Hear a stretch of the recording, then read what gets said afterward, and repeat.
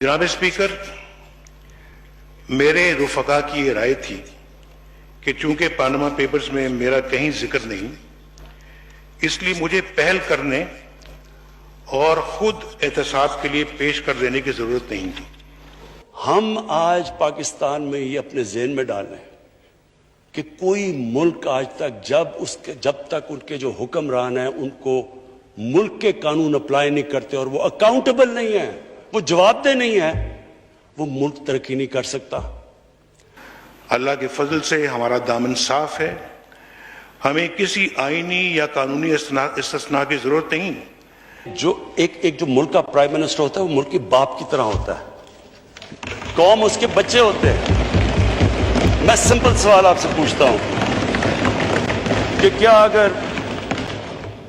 अगर मेरे बच्चे भूखे हैं, अगर मैं बच्चों को सही इलाज नहीं करवा सकता, तो क्या मैं एक बादशाह की तरह रहूंगा और बच्चे मेरे भूखे रहेंगे?